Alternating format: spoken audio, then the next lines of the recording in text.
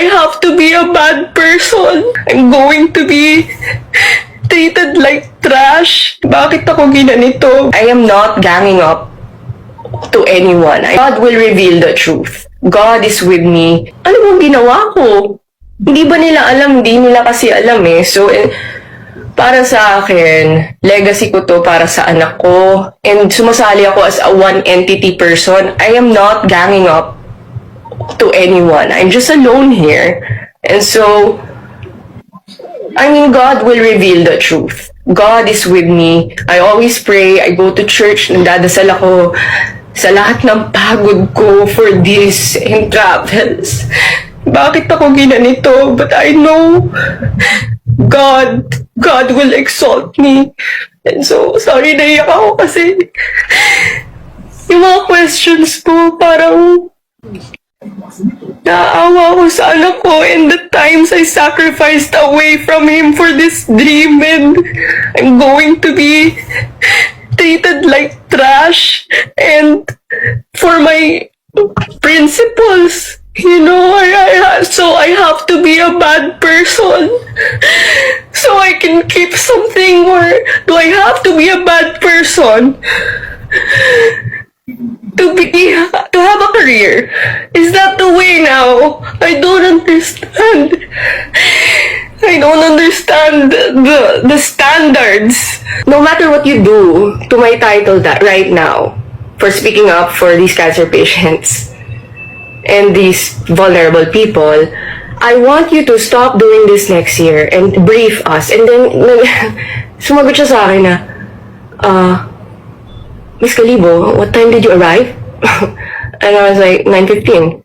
You're 15 minutes late. You weren't in the briefing. So if there weren't briefings, if there were briefings, why were these candidates holding these children? Holding these infants? I was freaking out, and they were saying I was hysterical dahil mother ako. No, that's human. I'm being humane.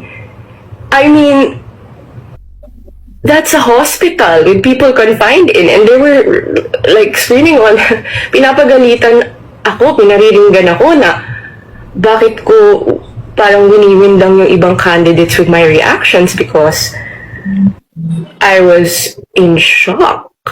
Diba? I'm sorry, but I'm proud of that moment, and I'm proud of myself, no matter what happened there, but I hope everyone else is proud of themselves there, you know? So, I can't believe it lang. I can't believe what I just experienced and how these children have to deal with that, and I just told them, I don't need this.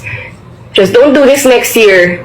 Diba? Like, I just wanna tell you to don't do this again. And I kept repeating to them. And then, like, one of the girls stood up and said to me, Imelda, I studied law. Okay? It was part of my parang subject in college. And I just want to tell you that if you need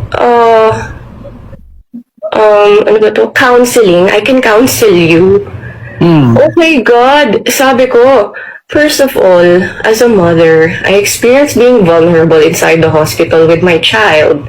I experienced being in the same hospital, and if anyone would come inside this hospital that are beauty queens with cameramen and were gonna touch my child, and I would have no opportunity to speak up against them because I know I'm poor,